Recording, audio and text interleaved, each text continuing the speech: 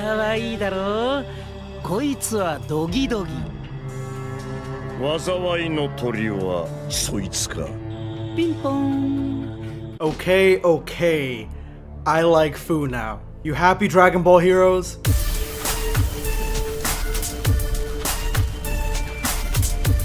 Prepare yourself, Dan Saiyan. If you are new to the channel, make sure to hit that subscribe button and turn on notifications. That way you never miss a video. These are today's hashtag end of video squad winners. If you'd like to join them, make sure to watch till the end of this video, then drop your comment with the hashtag end of video squad for a chance to be featured in my next video. And if you missed yesterday's video, yesterday I had a video where me and Sal the Saiyan discussed essentially the differences and pros and cons of Dragon Ball Z dub and Dragon Ball Z sub. So make sure you go ahead and check out that video. It's going to be in the description below and the top comment. Dragon Ball Heroes, the new episode has just dropped, and this stuff is better than the entirety of the last, I guess, 2 seasons, because we really had 2 seasons. We had the prison arc, and then we had the galactic world universal fighting thing with hearts and stuff. I don't really know. I really don't know the whole plot of that off the top of my head because it was just so goddamn boring. But this new arc seems to be more rounded out. I originally thought it was going to be complete trash based on some of the images that I seen, but after watching the first 2 episodes, I gotta tell you guys that Dragon Ball Heroes is turning it around a little bit. Like, this shit is more interesting than I would have given it credit for. Unfortunately, even if it's interesting, unfortunately the animation is still very rigid. It's not fluid at all. It feels very stilted, and it's not incredibly interesting to watch. Like, the last episode left off on a cliffhanger where Goku was gonna fight Beerus, and that actually had me hyped because we have not seen that at all since Battle of Gods, essentially. So I was looking forward to it in this episode, and what we got was like 2 seconds of them facing off against Beerus, and nobody else jumped in, which you assumed people were going to jump in from the last episode. And then Beerus ends up murking Vegeta. Vegeta gets completely stomped for no reason, really. And yeah, it was just boring. That was disappointing to the max, honestly. And the most interesting part of the episode is the actual story, what the conflict is, and how Beerus finally changes his tune. He finally actually helps someone, a mortal. He helps mortals without having anything in it for himself, which is crazy. In my opinion, it's crazy that we finally turned this page. This is a page in the chapter that we finally turned over to something different, because up to this point, Beerus has been avoiding all conflict that doesn't directly affect him. He's been trying to stay neutral throughout everything. The only time that he wasn't neutral was when he had to kill Zamasu, but Zamasu had ended up killing all the gods in the future. So he did what he had to do in the present timeline to stop that threat to his own survivability, and he was doing his duties. He was actually doing his job. But in this instance, he really didn't have to do that. He didn't have to take one for the team, and he ends up doing it anyway. So what the hell is going on this episode? Well, there is a tree, a universal tree. Its roots are growing on different planets throughout the multiverse, like several different universes, and they are sucking the planets dry of ki and eating them. And the rest of the gods of destruction, they sense this. They go ahead and they go through some sort of meditation where they can see what's going on in their universes, which is a brand new power that we've never seen them have. And then we see that their universes are being inflicted as well. And they literally like just bounce. They're like, oh shit, we gotta head back. And they leave. All of them go back to their respective universes to try to fight this thing off, to try to save their planets and save their multiverse. So they are doing their job by stopping this corruption from infesting the entire universe. And so it starts happening on Earth as well. and that is when it starts draining the ki from Krillin and Piccolo. Krillin, that shit's just draining him dry, and it looks like, I thought he was gonna start shriveling up and he was gonna die.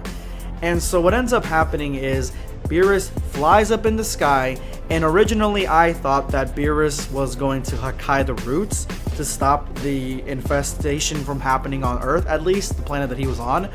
But he goes up, he powers up, and he powers up so much, which he even says he can't hold it for very long, that the roots start draining him of ki and stop draining the mortals on the planet. Even to him, he's like, I don't even know why I'm doing this, and he ends up doing it anyway, which is completely different than him having to kill Zamasu and the other gods leaving to go help out their own universes, because he could literally let the roots eat planet Earth, kill everybody on planet Earth, and he could try to stop the roots from spreading in some other way. Like, he didn't have to actually like put himself on pause and basically taking himself out of the fight, so that way the Earthlings that are on planet Earth don't get the ki sucked out of them and they don't suffer. He did that out of his own goodwill, and it's completely out of Beerus's character, but it makes sense in a way that he's progressed to this point with the story arc that he's gone through since Battle of Gods, where he actually gives a shit about planet Earth and the Earthlings and Goku, the Saiyans. He actually cares about them. So Beerus literally puts himself on the cross to sacrifice his own ki to save everybody else, which I thought was a great moment. And it just kind of opens up a door as to how much more involved he would actually get in stopping the evil doings of evildoers in the Dragon Ball verse. So who's behind this? Who is the mustache twirling villain that is behind this evil attack on all the universes? And of course, it's this motherfucker right here, who I cannot stand, Fu. I don't like him, and I wish that he wasn't around anymore, but he's here. And then he kind of makes me like him a little bit more, because him and his bird are using the universal seed from the last arc. It's grown into a tree that is basically absorbing all the ki from all the planets and all the multiverses in order for him to create his own universe. And at this point in time, I kind of liked Fu's character, because he's just an agent of chaos. He's like the freaking Joker. He just doesn't give a shit. He wants to make his experiments, and that is it. He just wants to toil around and fuck around with the universes, and that is basically his whole shtick.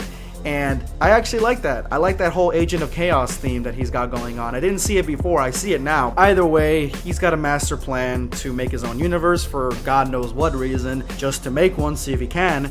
And now that he is the main villain basically again, we have 2 Gokus and 2 Vegetas with 1 Trunks who are aiming to stop him and put an end to Fu's evil schemes. They just need to kill this guy and kill him quick, because he is literally tearing the multiverse apart with his schemes, and that's kind of what makes him interesting. Honestly, this whole story arc is interesting, you know, despite the fact that the animation is not so good. I just hope that they elevate the animation and they continue on this upward trend, because I can't believe I'm saying this, but I actually like Dragon Ball Heroes right now.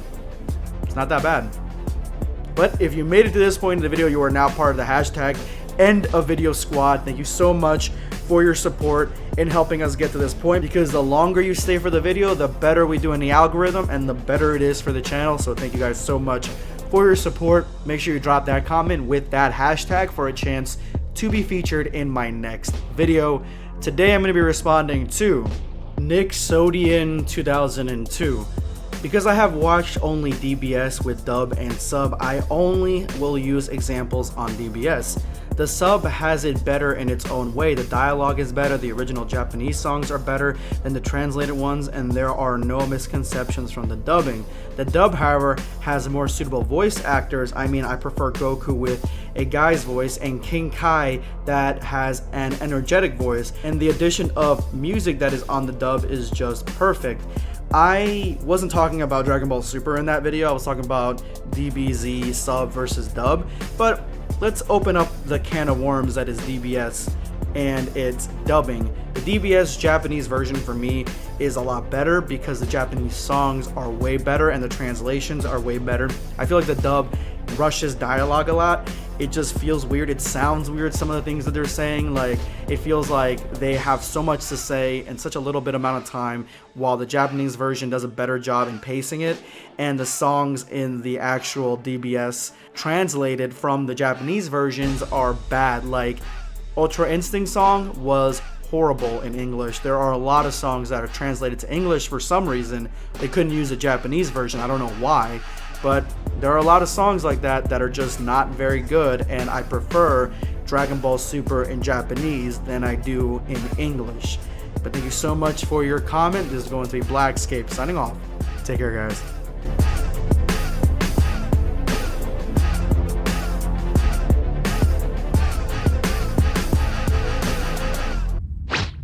Subscribe for more content. Perish.